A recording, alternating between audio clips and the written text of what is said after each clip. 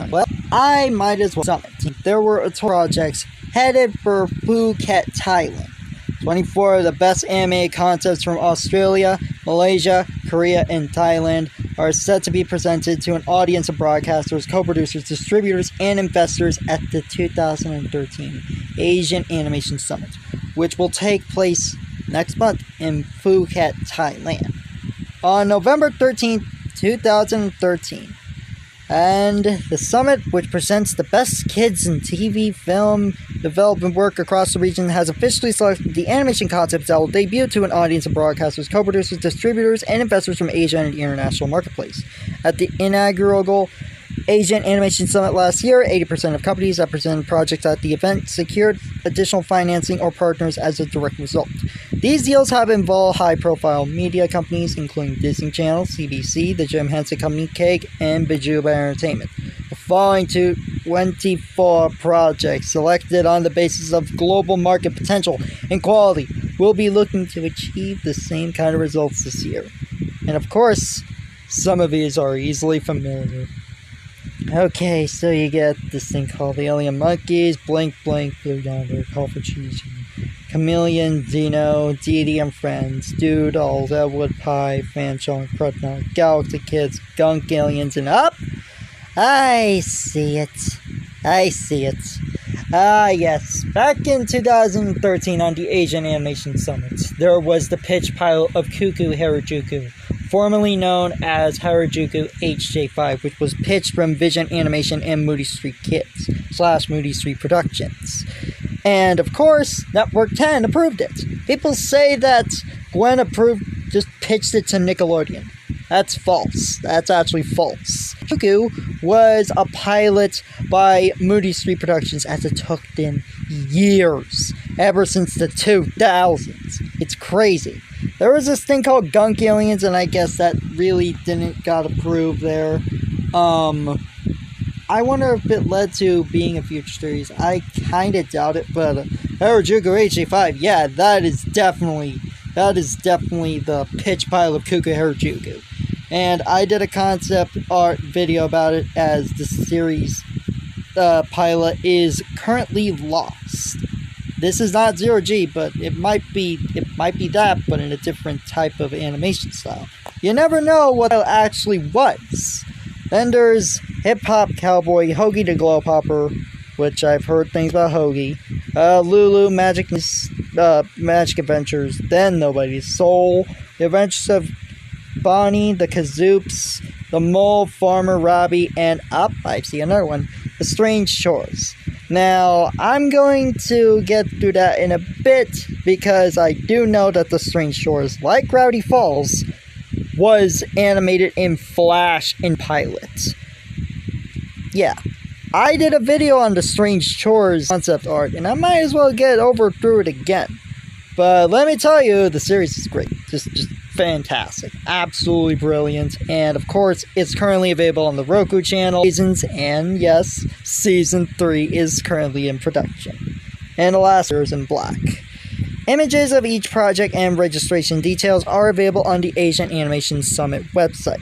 As initiative of Australia's ABC TV and Screen Australia, Korea's KOKA, and Malaysia's MDEC, the Asian Animation Summit is produced and owned by Kidscreen, with a mandate to facilitate international financing and co-production. This year's September 9 to 11 following Asia Television Forum 3 to 6 in Singapore. For the event, each project will be presented in a Q&A format with follow-up meetings and built into the schedule. And until they easily changed the designs and gave it an overhaul, which led to the series then being released back on October 31st, 2018. Oof, wow.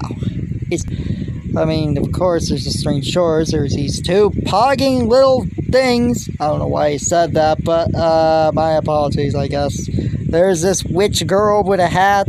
There's some anime-like kids, and some sort of happy-go-lucky girl and her dog, I guess?